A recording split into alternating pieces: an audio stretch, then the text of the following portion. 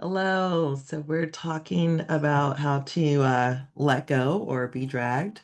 Um, thank you for logging on and checking out this video. Today I want to talk about a few books that I've been appreciating lately that seemed just some nuggets that have come from some of these things that I've been reading, some things that I have been rereading as well. And also just recognizing that sometimes there are ways in which we might feel that, everyone else is not really thinking the way that you think. And the truth is, we need to be unique and we're going to think about things differently. And very often, there's a way in which we forget that the kind of information you appreciate or understand, and how you maybe are very reasonable, other people are looking at information differently and are not coming to the same conclusion. So I like to encourage us to not get mad, or if you are upset, mad, angry, feel your feelings, and then find a way to let go. Um, we have to really assess where are we coming from with that. So being angry can be helpful if it fuels you in the direction, but we need to actually be able to channel that energy in a way that is going to help us. So let me talk about these three books or these four books just real quick.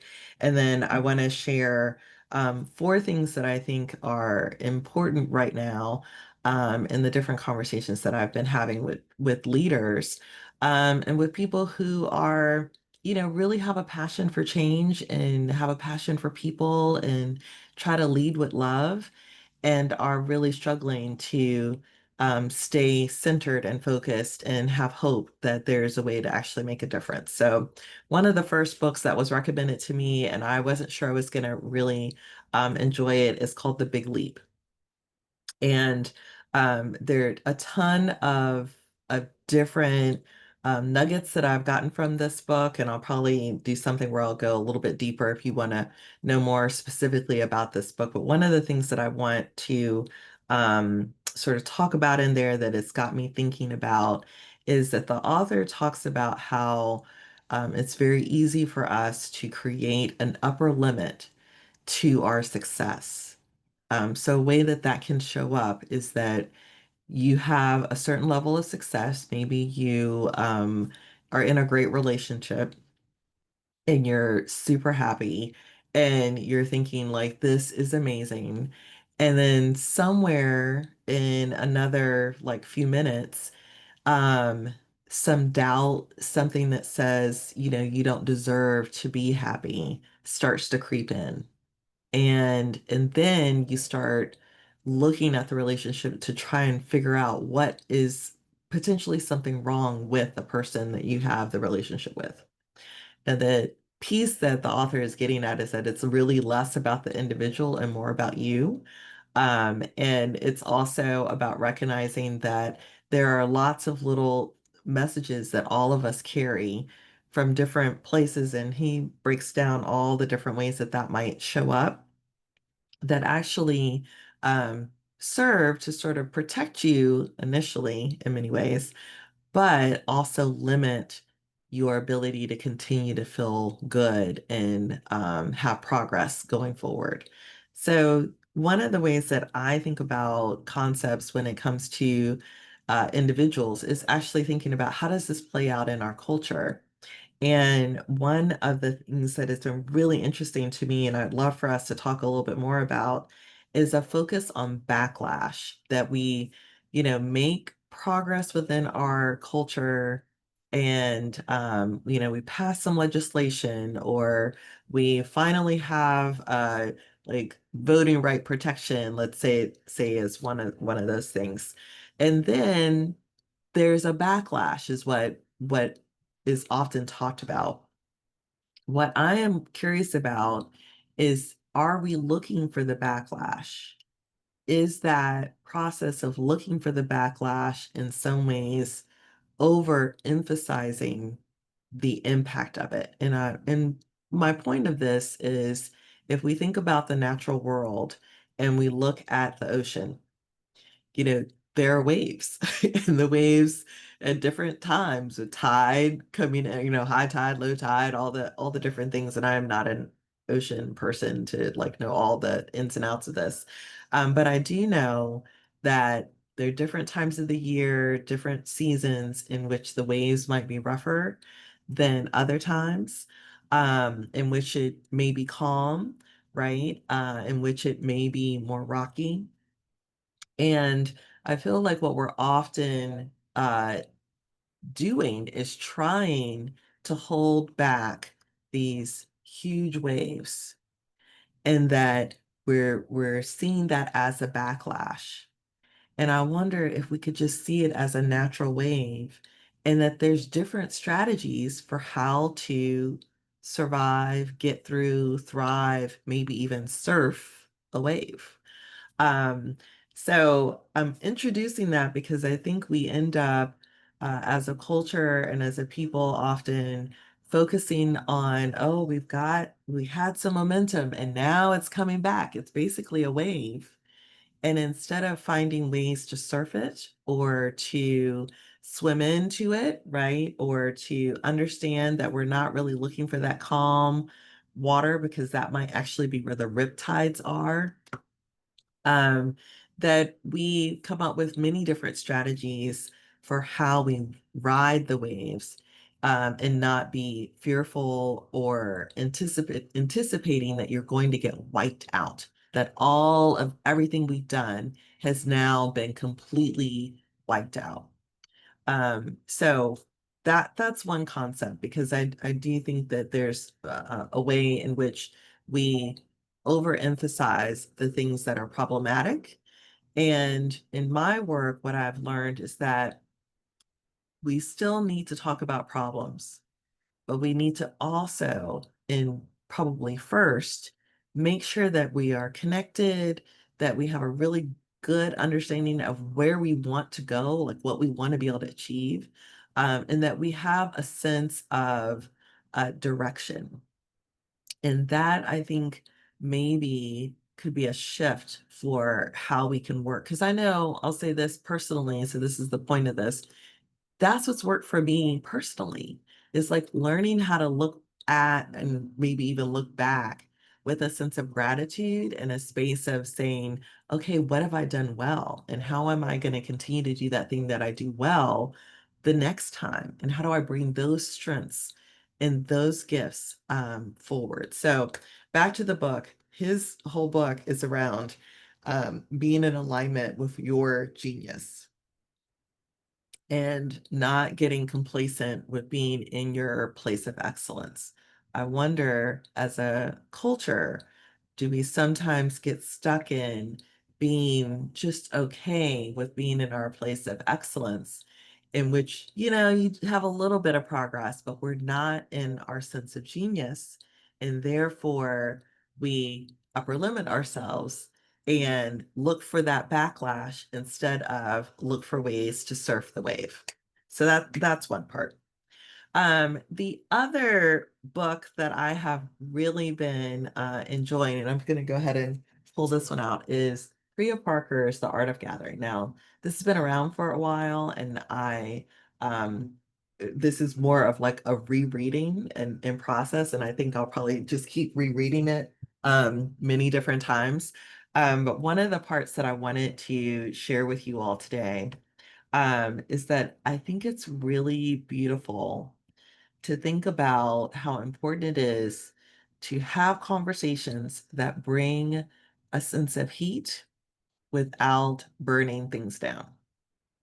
And I'm very conscious of that right now, in particular because of the way, we are trying to sort of navigate politically and culturally and just changes that are taking place. And so, um, when we think about communication and dialogue and connecting with people, which is something I'm all about, I think that sometimes it's really easy to try to like want to convince people to come to your side, want to give them all the facts, want to maybe when someone has, said something or done something that has been very harmful, to want to kind of harm them back.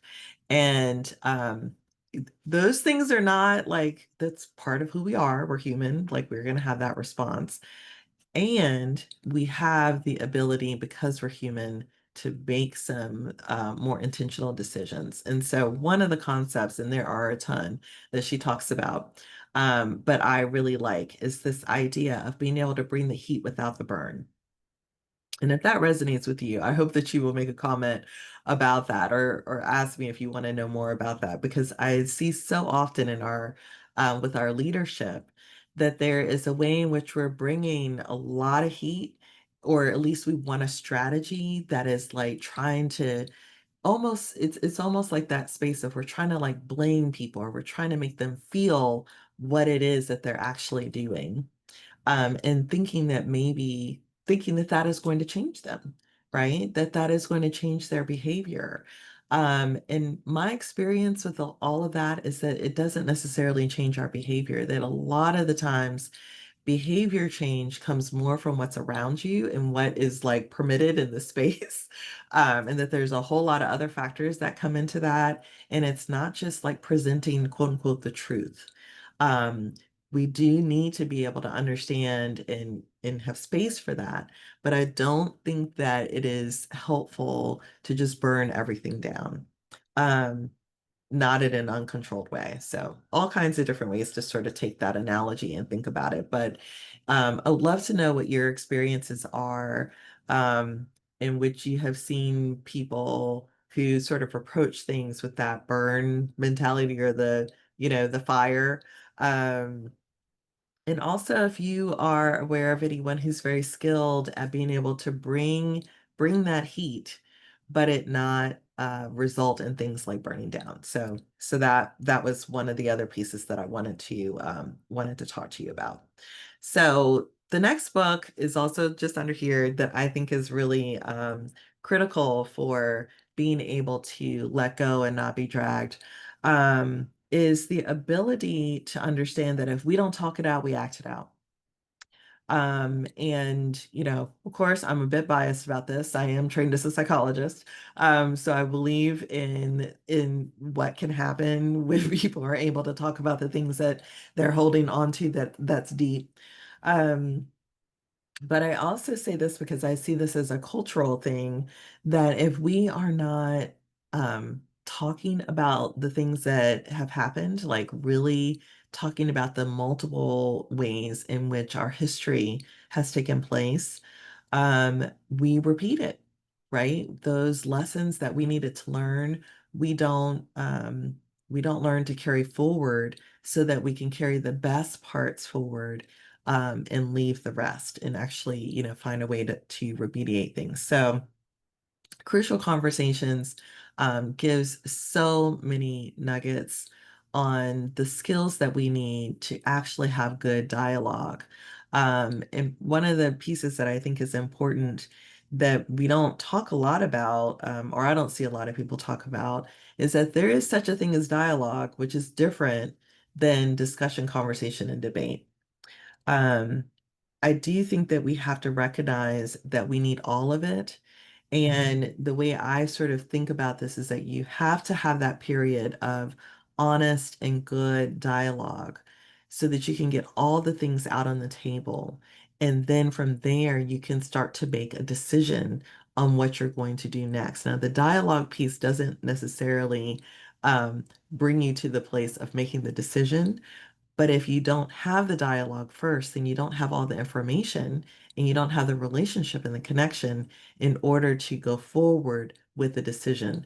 So the way I see that is that, okay, we make a decision, and then people start to say, well, who was at the table, right? And why wasn't I included? And, did you think about this? And so that's when we realize or start to see that decisions sometimes get made, but they don't have all the information on the table, and then that thing that we thought we were getting ready to implement or actually have some progress on doesn't actually doesn't go very far.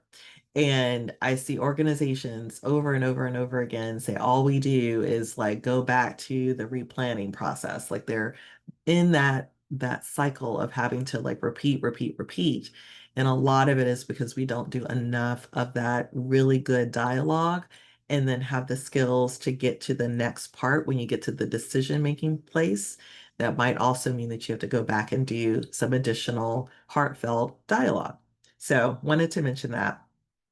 Um, the last book I wanted to talk about today is another book that I reread over and over, and will also just recommend that you find videos of David Brooks talking about how to know a person.